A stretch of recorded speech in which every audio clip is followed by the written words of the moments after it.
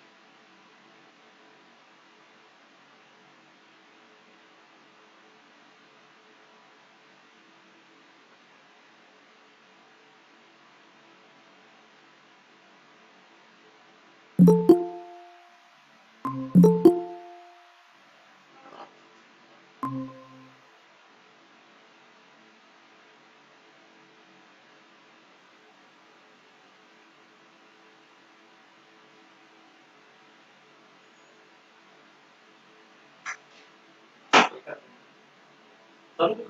तिथे sir sir ते कोण कोण जॉईन होत आहे नाही दिसत आहे. ते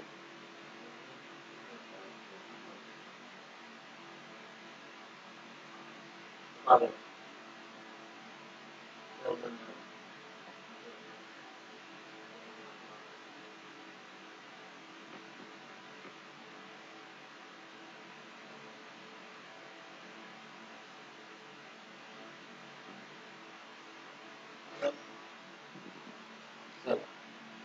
हॅलो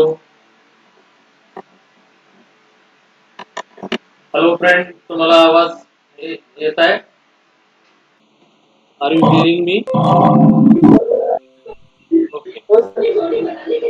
थँक्यू मित्रांनो. काल आपलं काही कारणास्तव लेक्चर होऊ शकलं नाही. काल कोणतेच लेक्चर झाले नाही.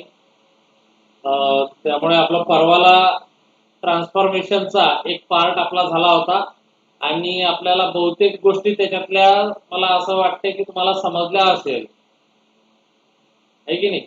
त्यातलं म्हणजे आपलं महत्वाचं काय होतं की सिंपल सेंटेन्स, कंपाऊंड सेंटेन्स आणि कॉम्प्लेक्स सेंटेन्स.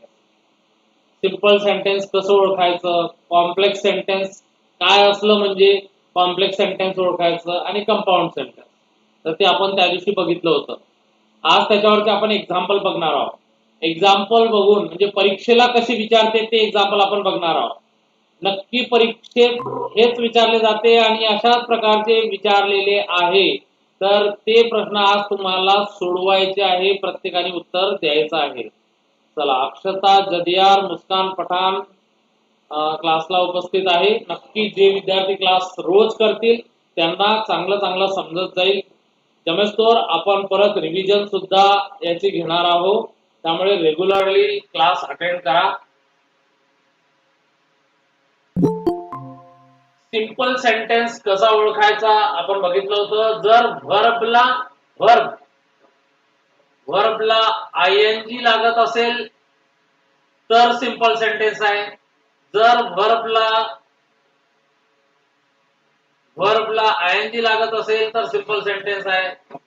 जर हॅविंग लागत असेल, सुरुवातीलाच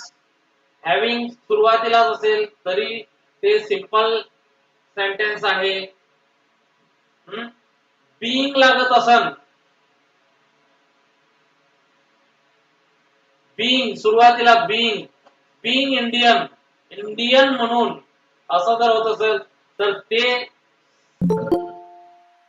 सिंपल सेंटेन्स आहे. त्यानंतर सुरुवातीला बिसाइड्स असेल, बिसाइड्स म्हणजे आपण बघितलं होतं च्या शिवाय, हे सुरुवातीलाच असेल. काय, व्हर्ब प्लस आयएनजी, म्हणजे एखादं नाम आहे सिंग, सी आणि सी ला आयएनजी लावलं, सिंग, तर ते सिंपल सेंटेन्स. हॅविंग फूड म्हणजे जेवण करून, हॅविंग लंच असं म्हणतो आपण, जेवण करून जा, having lunch you can go. Having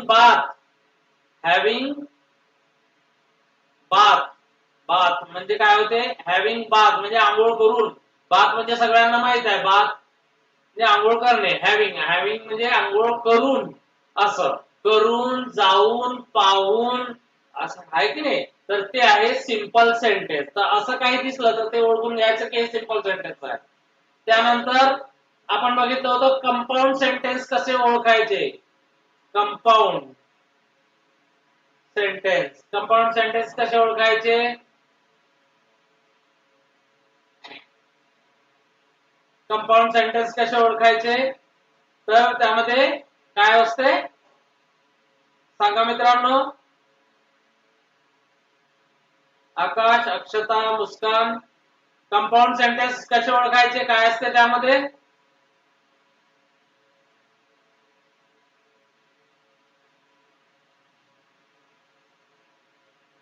hello, तुम्ही आहे ना कनेक्टेड सगळेजण, तुम्हाला ऐकू येत आहे ना.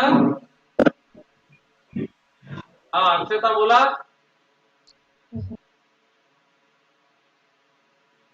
कंपाऊंड सेंटेन्स आपण बघितलं होतं कसं ओळखायचं.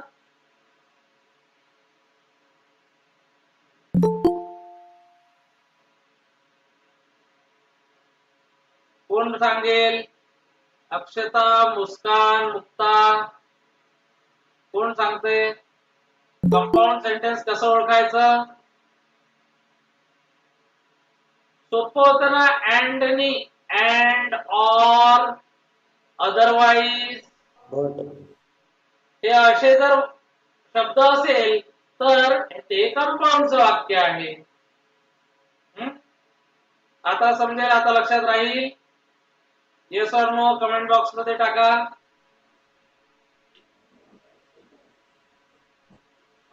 आणि एक आहे आता कॉम्प्लेक्सचं वाक्य कसं ओळखायचं. जर वाक्यात व्हेन असेल, जेव्हा तेव्हा. जर वाक्यात व्हेअर असेल, जिथे तिथे. जर वाक्यात इफ असेल, इफ.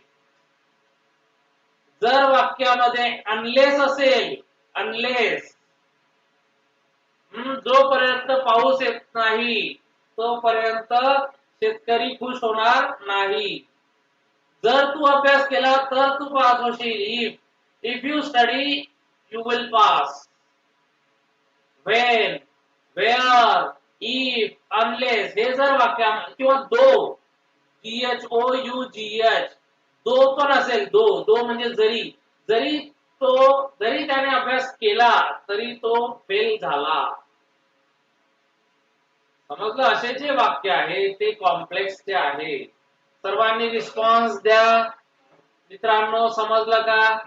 इथपर्यंत आपण प्रश्न घेणार आहोत. आता परीक्षेत विचारलेले प्रश्न आपण आता लगेच घेणार आहोत. Are you ready? हॅलो, कोणाचाच आवाज येत नाही आज? हॅलो, हा, थोडा आवाज आला. समजलाय? Yes sir. ओके, थोडा आवाज कमीच आहे.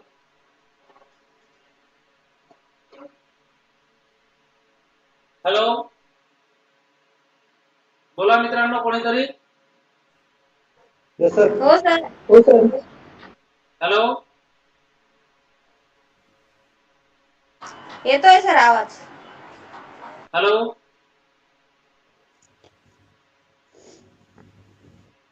हॅलो,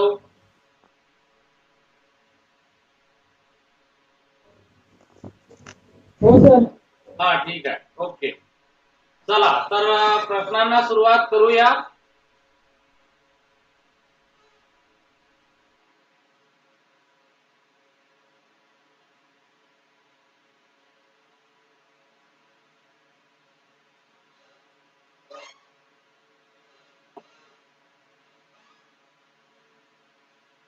पहिला प्रश्न, रीराईट द युजिंग टू वापरायचा आहे आपल्याला. रीराईट म्हणजे पुन्हा लिहा. Rewrite the using too. काय प्रश्न आहे? वाक्य काय लिहिलेलं आहे वाचा. द प्रॉब्लेम इज, हा इथे प्रिंट मिस्टेक थोडी. The problem is so hard, इथे सो आहे.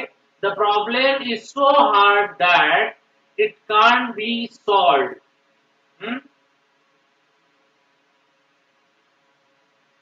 सॉल्व, फक्त solve. The problem is so hard that it can't be solved. फक्त सॉल्व आहे. हे वाक्य कोणतं सेंटेन्स आहे मित्रांनो? सिंपल आहे, कॉम्प्लेक्स आहे, कंपाऊंड आहे?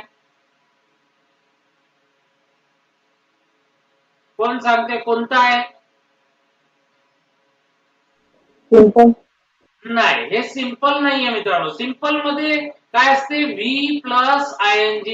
एक तर असं राहील, नाहीतर मग हॅव्हिंग राहील, नाहीतर मग बिसाइड्स राहील इथे लावलेलं, नाहीतर मग बिलकुल अशा याच्यामध्ये जर तुम्हाला दिसलं हॅव्हिंग, बिसाइड्स, तर हे झालंय मग सिंपल.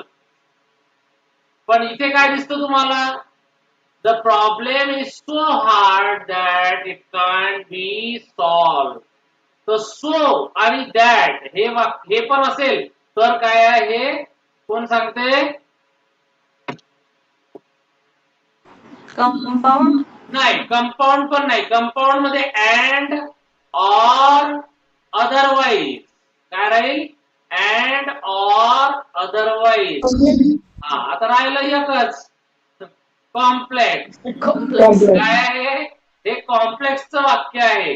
हा, सिंपलच्या वाक्यात काय काय ते एकदा पाठ करून घ्या. व्ही प्लस ING म्हणजे वर्ब प्लस ING. म्हणजे सी असेल तर सीइंग, लुक असेल तर लुकिंग, ट्राय असेल तर ट्राईंग, प्ले असेल तर प्लेइंग, असं त्याला ING जोडलेलं. हॅव्हिंग लागलेलं राहील सुरुवातीला किंवा बिसाइड राहील असं. ठीक आहे? आणि कंपाऊंडच्या वाक्यामध्ये अँड, ऑर आणि अदरवाईज. आणि कॉम्प्लेक्स मध्ये काय राहते? एक तो कधी कधी व्हेन लागलेलं राहील, व्हेन मध्ये राहील वाक्याच्या, वेअर राहील पण ते वाक्याच्या मध्ये राहील, किंवा दो राहिलं समजा तर कॉम्प्लेक्स वाक्य.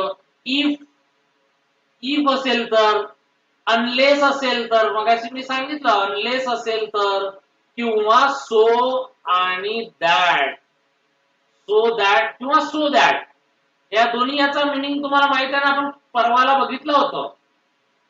तो इतका उंच आहे की कुणीही त्याला पाहू शकत नाही, किंवा ती इतकी लठ्ठ आहे की बसूही शकत नाही. तो इतका आजारी आहे की कोणती दवा किंवा मेडिसिन त्याच्यावर असर करत नाही आहे किंवा तो ठीक होत नाही आहे. हे झालं so that. So that, so that म्हणजे इतका की असं. पण हे सो दॅट जे आहे ते वेगळं आहे. सो दॅट याचा अर्थ होतो जेणेकरून, जेणेकरून. हा, आम्ही क्लास लावला, we join class, we join class so that. So that म्हणजे जेणेकरून आम्हाला we will get good marks, आम्हाला चांगले मार्क्स मिळतील. असं हे सो दॅट वेगळं, जेणेकरून. आणि या सो दॅटचा अर्थ होतो तो इतका किंवा ती इतकी, इतका असं जेव्हा आपण म्हणतो तेव्हा होते त्याचा अर्थ तो सो दॅट वेगळा. म्हणून यामध्ये दोन्ही यामध्ये फरक आहे. तर प्रॉब्लेम काय, आपला वाक्य काय आहे, problem is so hard, problem इतकं कठीण आहे, इतकं. सो दॅट सोचा अर्थ इतकं. प्रॉब्लेम किंवा म्हणजे गणित, जे आपण गणित सोडवतो, गणित इतकं कठीण आहे की इट कांट बी सॉल्व, ते सॉल्व केल्या जाऊ शकत नाही. सॉल्व, इट इज इट, बरोबर आहे, ते सॉल्व केल्या जाऊ शकत नाही. आता याचं काय करा म्हणते, टू वापरून करा.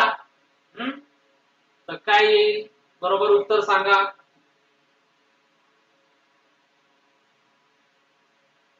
सांगा बरोबर उत्तर काय येईल. The problem is too hard to solve येईल. Problem is too hard, it can't be solve. Problem is too hard as it can not be drunk, sorry solve आहे.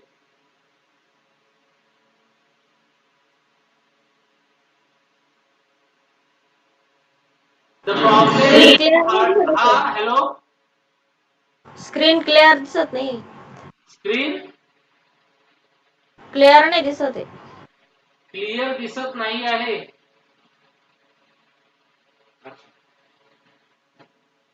बाकी सगळ्यांना असा प्रॉब्लेम होत आहे का मित्रांनो? हो सर. सगळ्यांना स्क्रीन क्लिअर नाही दिसत आहे का?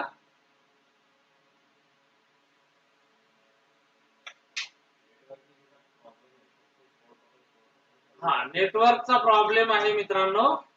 थोडा नेटवर्क जाणे येणे असा प्रॉब्लेम होतो. ठीक आहे, दिसेल, पण थोडा आवाज म्हणजे एकदमच दिसत नाही आहे असं नाही आहे ना. हॅलो, ब्लर होते सर. दिसतंय सर. हा दिसतंय ना, बरं. तर काय म्हणतोय की 4 ऑप्शन पैकी तुमचं उत्तर काय आहे मग सांगा. Option B. ऑप्शन बी. ओके, ऑप्शन बी म्हणतायत. चला, दुसऱ्या बाकी कोणाचं काय उत्तर आहे?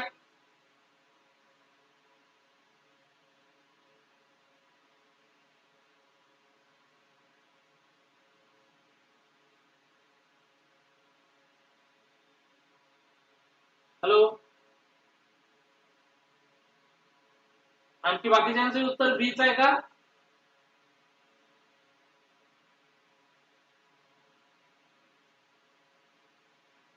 हा, it is too heavy to lift. म्हणजे हे काय आहे, हे इतकं भारी आहे की उचलायला खूप भारी आहे. ते भारी आहे, उचलायला भारी आहे. तर टू, TOO आणि TO2 याच्या मधात ऍडजेक्टिव्ह येते. हा, TOO आणि टू याच्या मधात ऍडजेक्टिव्ह येईल, हे लक्षात ठेवायचं नेहमी अशा वाक्यात. टू जेव्हा टू आणि हे टू, तर याच्या मधात काही ऍडजेक्टिव्ह म्हणजे हेवी, जसं इथे काय आलं, हार्ड, डिफिकल्ट, ब्युटिफुल, ओके, हा, हेल्दी, असं काही पण जे ऍडजेक्टिव्ह आहे ते सगळं याच्या मधात येईल. तर मग याच्यापैकी उत्तर काय होईल? यापैकी उत्तर काय होईल? या चार पैकी काय उत्तर व्हायला पाहिजे? 1 नंबर. 1 नंबर. हा, problem is too hard to solve. नेहमी लक्षात ठेवायचं, टू त्याच्या मधात ऍडजेक्टिव्ह येईल म्हणजे येईल. म्हणजे जर तुम्हाला असं समजा वाक्य दिलं, समजा bag is so heavy that I can't lift it. Okay, या वाक्याचं टू यूज करून वाक्य बनवायचं आहे, टू यूज करायचं आहे. तर वाक्य कसं होईल सांगा?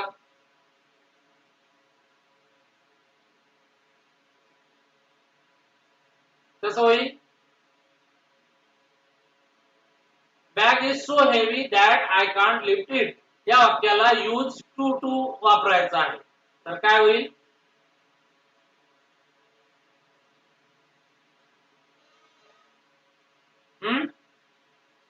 सोपं आहे ना? हॅलो हॅलो, आधीच सांगितलं ना मी, टू आणि टू असं जर असेल तर याच्यामध्ये काय येईल? वाक्यातलं विशेषण. हा, तर इथे काय येईल? Bag is too heavy to lift. सोपं आहे. Bag is too heavy to lift. Bag इतकी हलकी आहे की कोणी उचलू शकते. बॅग इतकी हलकी आहे की मी उचलू शकतो. बॅग, तर याचा टू यूज करून कसं होईल? Bag is too light. Light म्हणजे हलकी, LIGHT, लाईट म्हणजे हलकी. Bag is too light to lift. समजलं आहे? हॅलो, रिस्पॉन्स द्या. हॅलो, हो सर. हा, समजलेलं आहे किंवा नाही? हॅलो, हो सर. हा, चला दुसरं वाक्य बघू. पहिल्या प्रश्नाचं उत्तर आहे पहिलं, the problem is too hard to solve.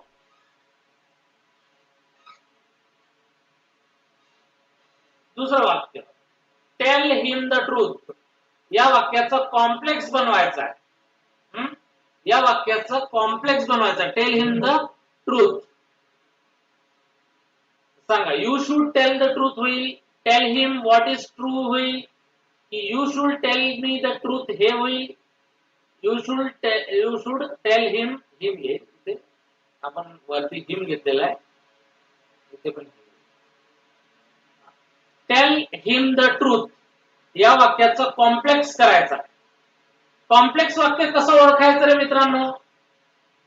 कसं ओळखायचं?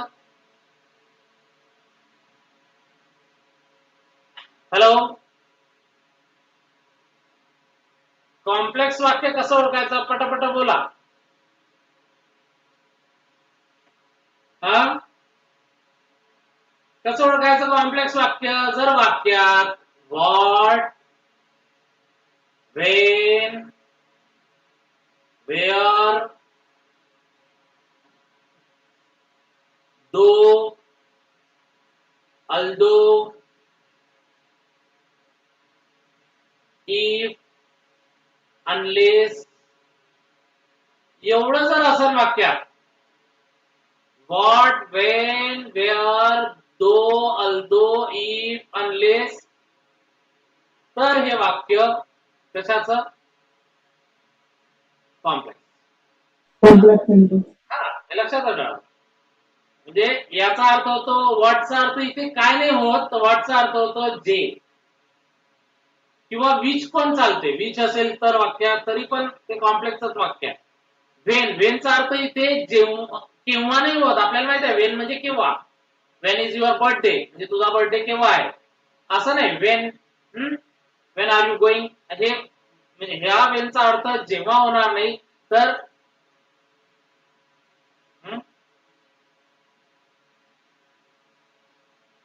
केव्हा होणार नाही तर याचा अर्थ होईल जेव्हा.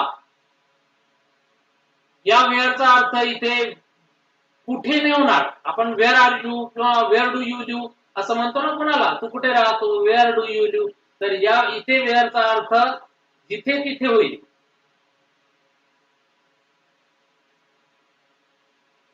दो म्हणजे जरी, अल्दो म्हणजे त्याचा अर्थ तेच होतो. इफ म्हणजे जर तर, अनलेस म्हणजे जोपर्यंत, जोपर्यंत आम्हाला पैसे मिळणार नाही आम्ही जाणार नाही. Unless we get money, we will not go किंवा we will not live. Unless, समजलं.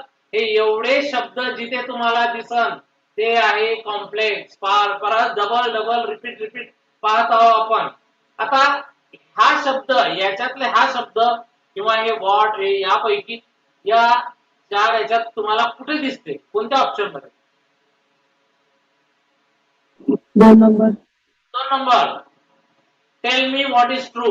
मला सांग जे सत्य आहे ते मला सांग. किंवा टेल हिम, इथे आपण पहिल्या वाक्यात हिम, इथे हिम घेतलं होतं म्हणून इथे हेम येईल. Tell him what is true. काय सत्य आहे ते त्याला सांग पहिले. जे सत्य असेल ते सांग असा अर्थ होतो. समजलाय?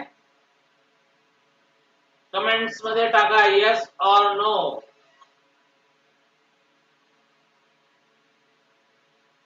तिसरा प्रश्न, which of the following is simple sentence. सांगा यातलं सिंपल सेंटेन्स कोणतं आहे? सिंपल सेंटेन्स मी तुम्हाला सांगितलं होतं की ओळखायचं कसं. V plus ING, having plus अजून काय तर बिसाइड. अजून एक गोष्ट परवाला सांगितली होती मी तुम्हाला की 2 प्लस V1 असं राहते. 2 प्लस V1 किंवा V प्लस आयएनजी किंवा हॅव्हिंग किंवा बिसाइड हे शब्द जिथे दिसन तिथे आहे सिंपल टेन्स. तर आता तुम्ही या वाक्यात, 4 वाक्यापैकी कोणत्या वाक्यात तुम्हाला 2 अधिक V1 दिसत आहे सांगा. बी 2 मध्ये. Number. B. Very good. B मध्ये तुम्हाला दिसत आहे he went in the room to a letter, to write a letter. तो रूम मध्ये गेला. कशासाठी? पत्र लिहिण्यासाठी तो रूम मध्ये गेला. पहिलं वाक्य कोणतं सेंटेन्स आहे? पहिलं वाक्य he went in and wrote a letter. कोणतं आहे? कंपाऊंड. कंपाऊंड. Very good. हे कंपाऊंडचं वाक्य आहे.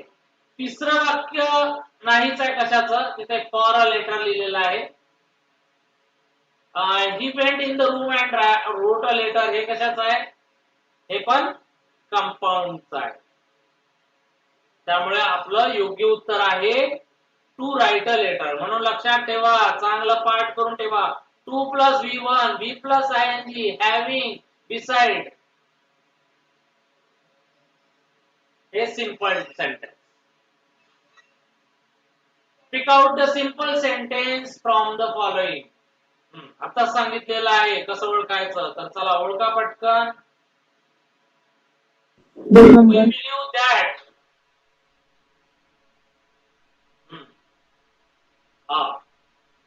We believe that he is innocent.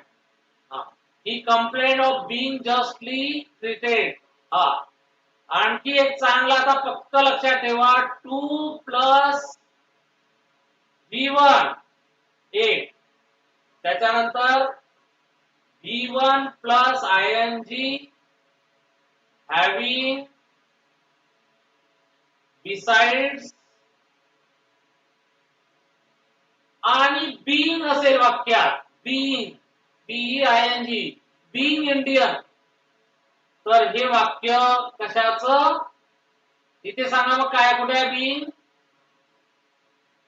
being कुठे आहे सेकंड 2 नंबर मध्ये हे वाक्य कोणत्या सेंटेन्सचं आहे सांगा सिंपल हे डी वाला कोणतं सेंटेन्स आहे एक कंपाऊंड सेंटेन्स का बरं कारण अँड ऑर बट अदरवाइज हे एवढे येतंय कशामध्ये कंपाऊंड सेंटेन्स मध्ये अँड ऑर बट अदरवाइज ठीक आहे सी जे आहे ऑप्शन हा कोणता सेंटेन्स आहे कॉम्प्लेक्स कोणता कॉम्प्लेक्स कोणता आकार कॉम्प्लेक्स कॉम्प्लेक्स कारण की तिथे वेअर यूज केला आहे कॉम्प्लेक्स आहे ते आणि he complaint of being unjustly treated तर हे आहे simple sentence and we believe that he is innocent we believe that म्हणजे जसं so that यूज केलं होतं ना आपण so that तर that जिथे येईल ते पण कशाचं आहे कॉम्प्लेक्सचं वाक्य आहे हे पण कॉम्प्लेक्सचं हा वरचं पहिलं पण कॉम्प्लेक्स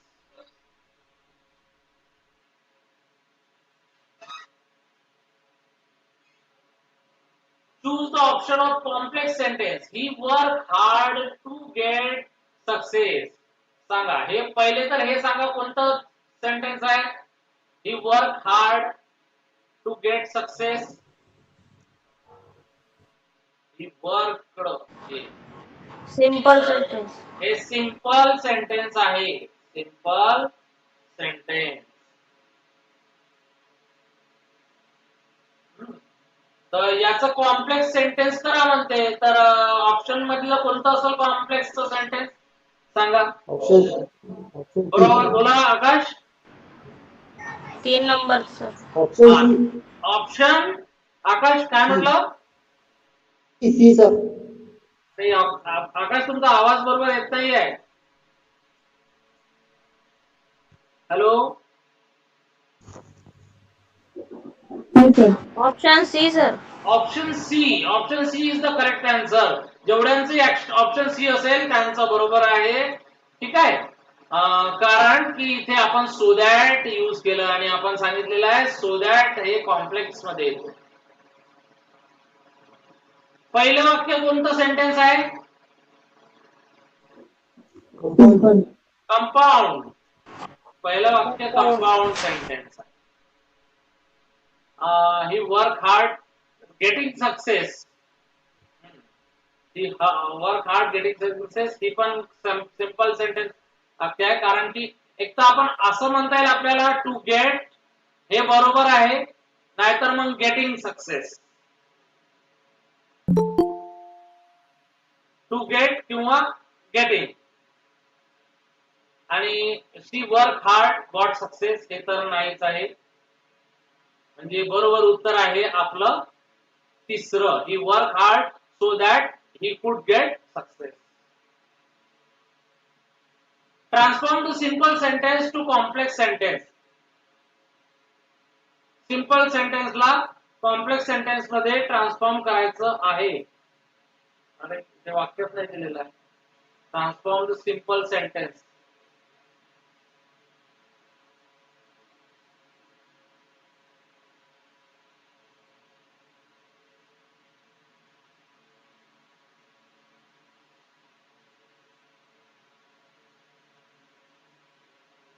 अच्छा यामधलं कॉम्प्लेक्स सेंटेन्स कोणतं असेल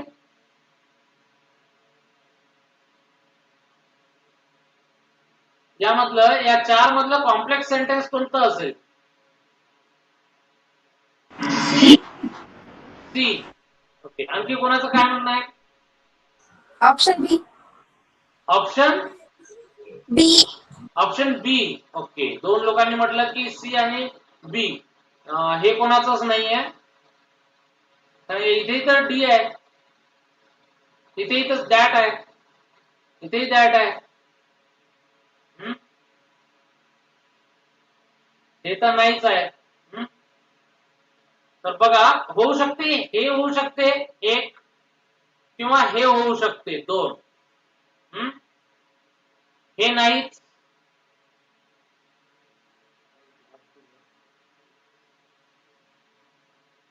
हे होऊ शकते किंवा हे होऊ शकते, परंतु आता या दोन पैकी कोणतं होऊ शकते? तर तुम्ही जर डायरेक्ट इनडायरेक्ट बरोबर शिकले असाल मित्रांनो, तर तुम्हाला लक्षात येईल की पहिलं वाक्य जर सिंपल पास्ट टेन्सचं असेल तर दुसरं वाक्य पास्ट परफेक्ट मध्ये जाते. त्यामुळे इथे हॅड लागलेला आहे, ही हॅड सक्सेसफुल. तर त्यामुळे याचं बरोबर उत्तर आहे बी. हे नाही, कारण की हेही सिंपल पास्ट आणि हेही सिंपल पास्ट होईल. मग चला नेक्स्ट बरोबर बघा मित्रांनो, आन्सर काय याचं सांगा.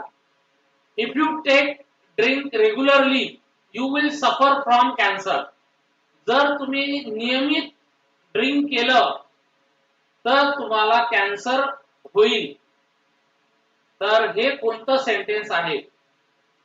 कॉम्प्लेक्स.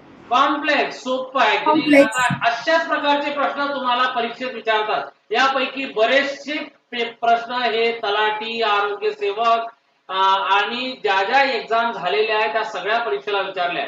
काही प्रश्न तर PSI ला, STI ला विचारलेले आहेत. त्यामुळे असे प्रश्न जर PSI, STI सारख्या परीक्षेला विचारू शकते आणि इतकं सोप्या पद्धतीने तुम्ही जर त्याचे आन्सर देऊ शकता, तर मित्रांनो मग ती परीक्षा तलाठीची असो, आरोग्य सेवक असो, वनरक्षक असो, कोणत्याही परीक्षेला तुम्हाला पटकन याचं उत्तर देता येईल. सिंपल सेंटेन्स कोणता आहे, कॉम्प्लेक्स सेंटेन्स कोणता आहे आणि कंपाऊंड सेंटेन्स कोणता आहे. Next sentence, being positive is not enough. काय उत्तर आहे? सिंपल. सिंपल. हा, मगाशीच सांगितलं होतं, बीइंग जिथे येईल तिथे ते सिंपलचं वाक्य आहे. बीइंग बीइंग असेल तर सिंपल. कंपाऊंडचं वाक्य अँड, ऑर, बट, अदरवाइज हे compound. Complex way, what, when, which, where, although, if, if, unless हे झाले कॉम्प्लेक्स. सांगा, माय फादर इज डॉक्टर. तर या वाक्याचा क्वेश्चन बनवायचा आहे. Make question. Option A. My father is doctor. उत्तर दिलेलं आहे हु इज युअर फादर. ओके, तर याचं उत्तर दिलेलं आहे हु इज युअर फादर. आणखी कोणाचं उत्तर काय राहील? काय सांगता येईल उत्तर?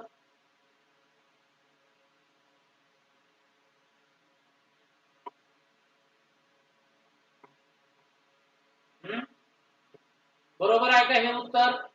Who is your father. Option D.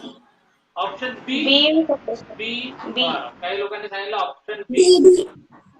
काही लोकांनी सांगितलं D, is your father doctor. तुझे वडील डॉक्टर आहे का? बघा, माय फादर इज डॉक्टर, तर उत्तर आलं पाहिजे माय फादर इज डॉक्टर. तर प्रश्न कशाला विचारावा लागेल? म्हणजे मी जर तुम्हाला विचारलं, तुमच्या वडील समजा गव्हर्नमेंट सर्वंट असेल, तर मी विचारेल की तुमचे वडील काय आहे, किंवा प्रश्न विचारला तर तुम्ही उत्तर द्याल की सर माझे वडील गव्हर्नमेंट सर्वंट आहे. माझा प्रश्न हा राहील की तुमचे वडील काय करतात. कोणी विचारतं तुम्हाला तुझे वडील काय करतात, तर तुम्ही म्हणतात my father is farmer, my father is doctor, वगैरे वगैरे. तर इथे माय फादर इज डॉक्टर, तर इंग्लिश मध्ये प्रश्न कसा राहील? Who is your father, what does your father do, what is your father, he is your father doctor. हे तर नाहीच आहे. हे तर बिलकुल नाहीच आहे, म्हणजे नाही म्हणजे नाहीच आहे. What आता ती what झाली does आहे. your हा father हा what does your father what do? Does your father do. तर आपल्याला ऐकताना किंवा पाहताना हे बरोबर वाटते. What does your father do. Do म्हणजे करणे आणि डज हे क्रियापद, सहाय्यकारी क्रियापद लावलं. तर तुझे वडील काय करतात हे आपल्याला ऐकताना पाहताना व्यवस्थित वाटते. पण बोली भाषेत व्हॉट इज युअर फादरच म्हणतात. काय म्हणतात? What is your father. आता मराठीत जर याचा ट्रान्सलेट केलं जसेच्या तसं, तुझे वडील काय आहे, तर असं होईल. ते तुझे वडील काय आहे तर ते व्यवस्थित नाही वाटत. परंतु इंग्रजी व्याकरणात किंवा इंग्रजी भाषेत तसंच म्हणतात. What is your father. तुझे वडील काय आहे. What is your mother. What is your brother. मग याचं उत्तर आहे माय फादर इज डॉक्टर. समजलेलं आहे.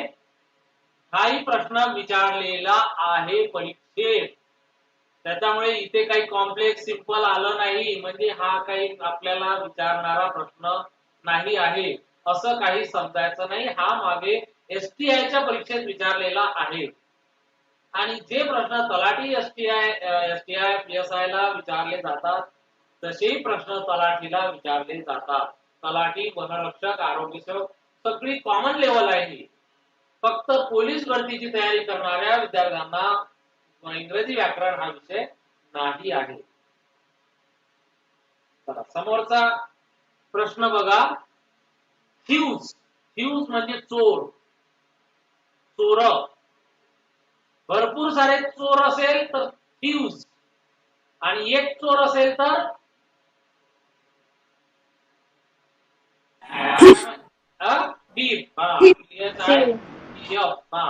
थीफ. हा तर थीफचं अनेक वचन VES करावं लागते. तुम्हाला माहित आहे.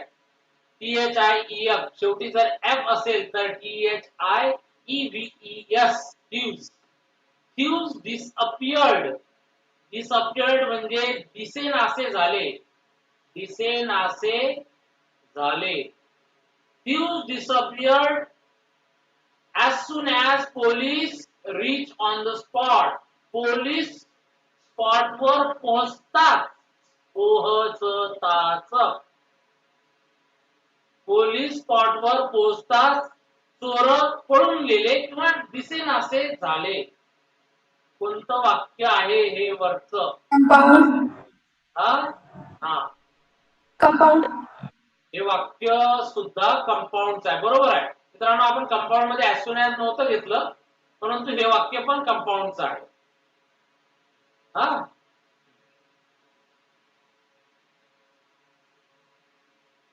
चला पुढचं सांगा.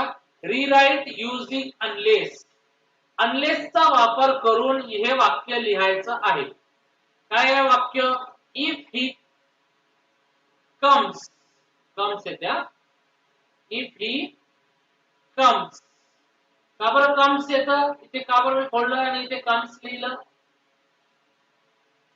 ही कम्स का. ही कम का नाही.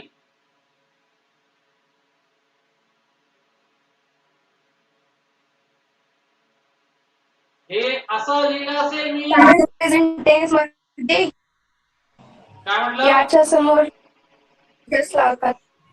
हा हॅलो हॅलो बोला. कारण सिंपल प्रेझेंट टेन्स मध्ये MV1 च्या समोर ही शी इट असेल तर का नाही येस किंवा ES लावतात. Very good. Simple present tense मध्ये ही शी इट किंवा कोणाचं नाव, कोणत्या सिटीचं नाव, कुठल्या व्यक्तीचं नाव असेल सिंग्युलर असेल तर क्रियापदाला S प्रत्यय लागतात. हे पक्क लक्षात ठेवा.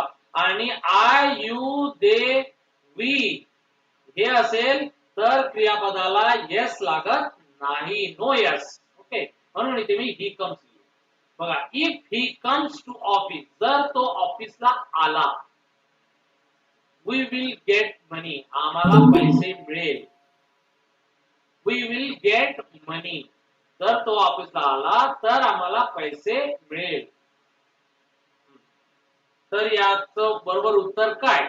अनलेस सर सॉरी सर नाही इथे पहिले मी सर लिहिले होते अनलेस ही सरच्या जागी ही आहे unless he come we will not get payment money हाँ unless he come we will not get money unless he come we will get money unless he come we will not get money unless it does not rain option number unless B he does not come we will get money काय होईल उत्तर सगळे सारखे वाटतात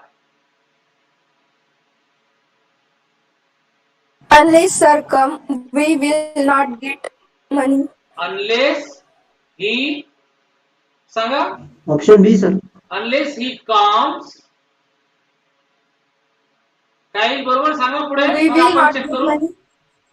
he We will not get money. we will not get money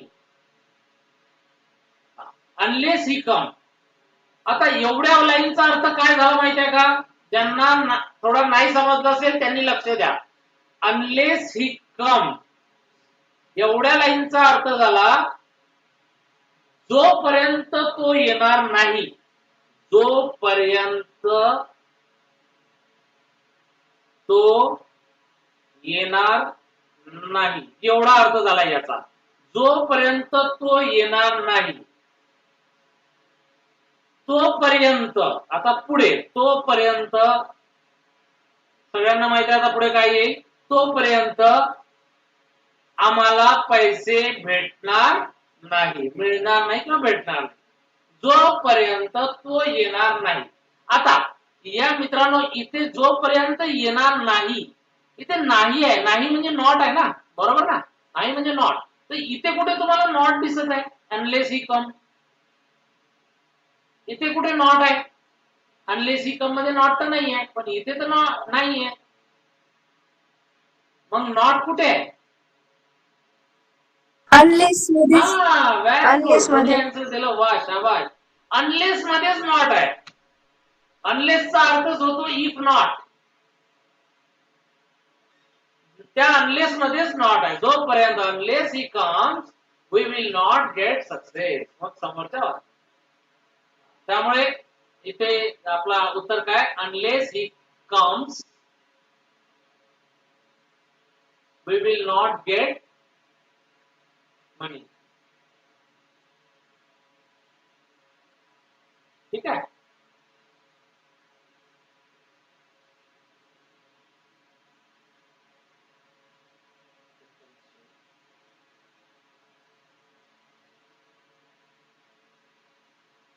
next sentence my brother poet wrote this poem my brother poet म्हणजे माझा भाऊ poet असं ओळख करून देताना दिली की my brother poet wrote this poem यांनी ही पोएट लिहिली तर हे वाक्य कोणत्या सेंटेन्सचं आहे सिंपल आहे कॉम्प्लेक्स आहे कंपाऊंड आहे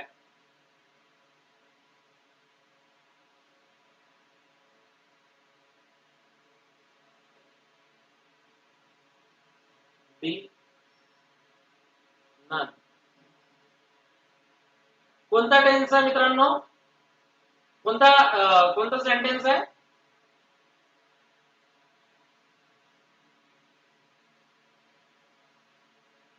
Simple.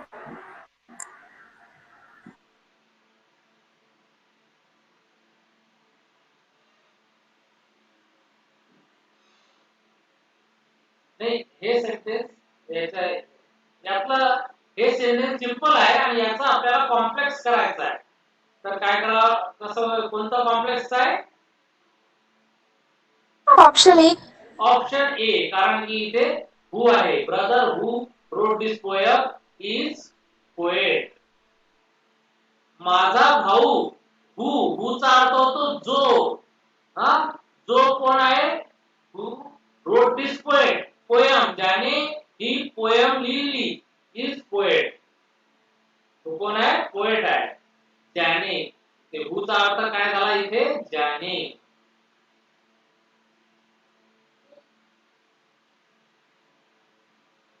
Choose the correct exclamatory sentence. Exclamatory sentence सांगा मित्रांनो, यातला कोणता आहे? हा पण याचाच भाग आहे, तर हे पण परीक्षेला नक्की विचारू शकते. What a beautiful place it is. What a beautiful place. What a beautiful place it is. First exclamatory mark. What is it beautiful place? What it is beautiful place. Option B. Option B is the right answer. कारण की पहिलं option हे पण right वाटते आपल्याला. What a beautiful place it is, पण इथे exclamatory mark नाही आहे. दुसऱ्या याच्यामध्ये आहे, बरोबर आहे सगळं. तिसऱ्या याच्यामध्ये what is it beautiful place असं काही वाक्यच नसतं एक्सक्लेमेटरीचं. व्हॉट इज इट, एक्सक्लेमेटरी मध्ये पहिले व्हॉट नंतर ऍडजेक्टिव्ह येणार म्हणजे येणार ऍडजेक्टिव्ह. आणि ऍडजेक्टिव्ह कोणता आहे? ब्युटिफुल. आणि what it is beautiful place हे तर बिलकुल नाही. What it is beautiful place. Next वाक्य आहे drive fast and you overtake it.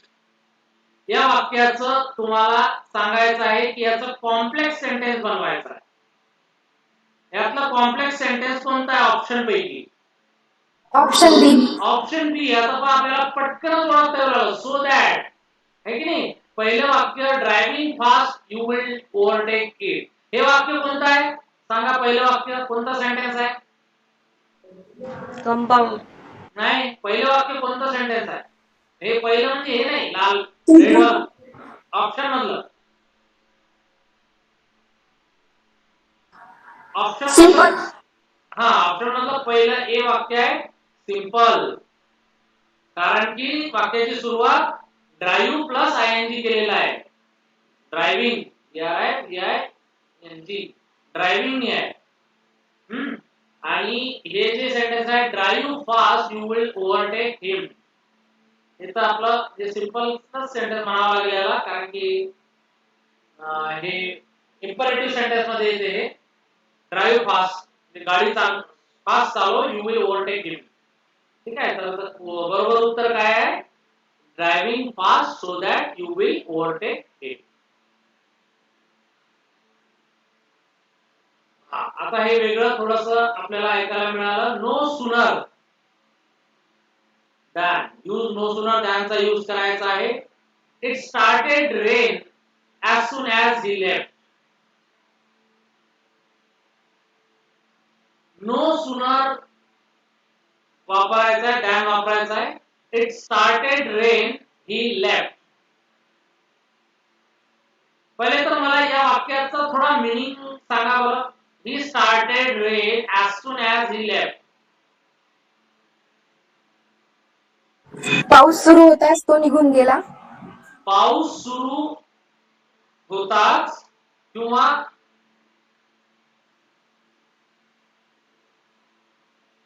नाही, पहिले तो निघाला आणि नंतर पाऊस सुरू झाला.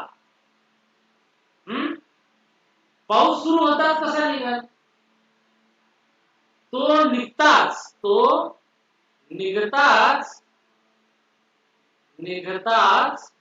पाऊस सुरू झाला. तो निघताच पाऊस सुरू झाला. as soon as he left म्हणते ना, तो निघताच असा अर्थ होतो. निघताच किंवा जसा तो निघाला, as he left rain started असे होते. चा म्हणजे निघताच, जसा तसा असे होतो. तर इथे काय होतो? जसा तो निघताच पाऊस सुरू झाला. तर मग याला आता नो सुनर वापरून हे वाक्य बनवायचं आहे. तर चार पैकी कसे आहे? बी होईल की डी होईल की सी? ए. एक गोष्ट लक्षात ठेवायची, नो सुनर नो सूनरच्या नंतर सहाय्यकारी क्रियापद येतं म्हणजे helping verb. Is, is, was, किंवा डीड किंवा डज असं येते म्हणजे येतेच. पक्क लक्षात ठेवा. परंतु क्रिया टेन्स नुसार ते बदलते. आता इथे कोणता टेन्स आहे? Hello, past tense. इथे पास्ट टेन्स आहे. डीड म्हणजे सिंपल पास्ट आहे. सिंपल पास्ट आहे. आणि सिंपल पास्ट टेन्सचं वाक्य आहे. समजा आता मी समजा इथे तुम्हाला दिलं की ही प्लेड, ही प्लेड हे वाक्य, he played on the ground, तो ग्राउंडवर खेळला. तर याचं निगेटिव्ह वाक्य कसं होईल रे? निगेटिव्ह कसं होईल?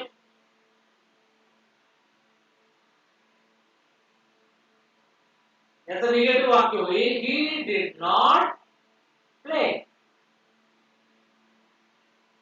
He did not play. किंवा याचा क्वेश्चन कसा होईल? जर मी समजा एखाद्याला विचारलं तुम्हाला तो खेळला का, तर क्वेश्चन कसा होईल? Did he play on the ground? On the ground, तो ग्राउंडवर खेळला का? डिड आला ना, तर म्हणजे हे सिंपल पास्ट वाक्य होतं आणि याचा क्वेश्चन किंवा निगेटिव्ह करताना डिड आलं. तर इथे लक्षात ठेवा की जर वाक्यामध्ये निगेटिव्ह आपलं सॉरी जर हे वाक्य पास्ट टेन्स मध्ये असेल, सिंपल पास्ट मध्ये असेल, तर इथे डिड येईल. डज असता, पण इथे जर सिंपल प्रेझेंटचं वाक्य असतं हे वरचं, तर इथे डज आलं असतं म्हणजे हे वाक्य बरोबर असतं. आणि इथे काहीच नसतं, फक्त इज असतं या वाक्यामध्ये. इज, इट इज वगैरे असं. इट इज रेनिंग, तर मग इथे नो सूनर इज पण आलं असतं. हॅलो, समजत आहे? हॅलो, नो सूनर डज नाही, आपलं उत्तर आहे डिड. कारण वरच्या वाक्यामध्ये सिंपल पास्ट आहे, स्टार्टेड, ही लेफ्ट, म्हणून इथे डिड आलं. No sooner did he leave. Leave काऊन आलं? कारण की इथे डिड घेतलं म्हणून आता क्रियापदाचा पहिला फॉर्म आपल्याला घ्यावा लागेल. No sooner did he leave than started rain. पाऊस सुरू, तो निघाल्यानंतर पाऊस सुरू झाला असा याचा अर्थ होतो. तो निघाल्यानंतर पाऊस सुरू झाला. ठीक आहे मित्रांनो, समजलं नो सूनर डिड कसं वापरायचं? हे पण 100% परीक्षेला विचारलेलं आहे. मागे झालेल्या तलाठीच्या परीक्षेत हे विचारलेलं आहे. बाकी काही परीक्षा विचारल्या आहेत, त्यामुळे तुमचा याचा अभ्यास पक्का ठेवा. नो सूनर नंतर कुठे डिड लावायचं, कुठे डज लावायचं, ओळखायचं कसं हे आपल्याला यायला पाहिजे. समोरचं वाक्य, we are so tired that we can not do anything. कोणतं सेंटेन्स आहे मित्रांनो हे? We are so tired that we can. Complex. Complex. हे कोणतं आहे? कॉम्प्लेक्स. तर याचं करा तुम्ही टू टू टू वापरून हे वाक्य करायचं आहे. कसं होईल सांगा? कोणतं वाक्य बरोबर आहे आपलं?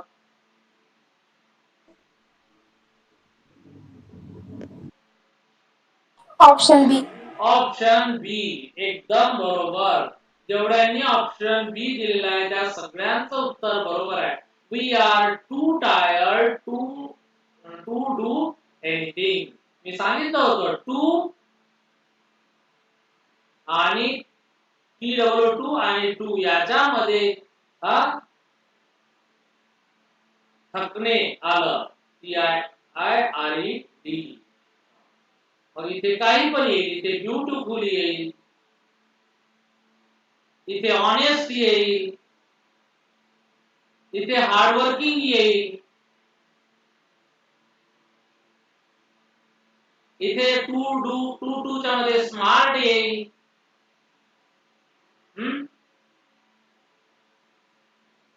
है ना. म्हणजे डार्क येईल, काही पण एनिथिंग तुम्हाला जे विशेषण आवडत असेल, आठवत असेल, ते कोणतेही विशेषण तिथे येऊ शकते.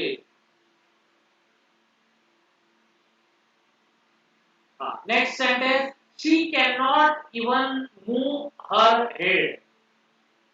ती तिचा हात सुद्धा हलवू शकत नाही. Option A. Option A. तर आता हे वाक्य होतं पॉझिटिव्ह. अफर्मेटिव्ह निगेटिव्ह सेंटेन्स होतं. याचं काय करायचं, अफर्मेटिव्ह सेंटेन्स करायचं आहे. तर काय झालं, she can not even move her hand. ती तिचा हात मूव्ह करू शकत नाही. तर याचं बरोबर उत्तर आहे she is unable to move. Can not जर नाही वापरायचं आहे तर मग आपल्याला अनेबल वापरावं लागेल. अनेबल, कॅन नॉट त्याऐवजी अनेबल वापरला आपण. शी इज अनेबल टू मूव्ह. समजलं का सर्वांना? 10 जणांना समजलं का? कॅन नॉट च्या ऐवजी आपण काय यूज केलं, अनेबल यूज केलं. याचं स्पेशली एक चॅप्टर आहे की unable, using can, unable, able कसं वापरायचं ते बघता येईल आपल्याला. नेक्स्ट सेंटेन्स, लास्ट सेंटेन्स मित्रांनो. आपला क्लास आता गणिताचा क्लास लगेच चालू होईल. Why waste time in reading English? Why waste time in reading English? तर कोणतं उत्तर बरोबर आहे? It is extremely foolish to waste in reading English. Reading English is a waste of time. Waste of time is reading English. How foolish is it to read English? याचं उत्तर मी तुम्हाला सांगून देतो मित्रांनो. काय? Option B.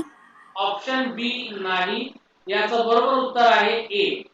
बी या कारणाने नाही की reading English is a waste of time असं म्हणते.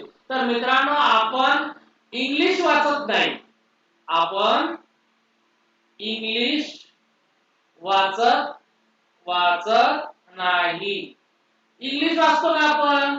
आपण इंग्लिश मध्ये वाचतो.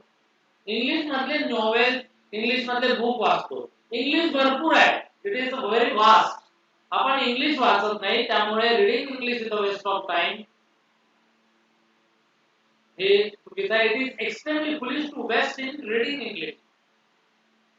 Waste of time is reading English हे पण wrong. And how foolish is it to read English हे पण रॉंग.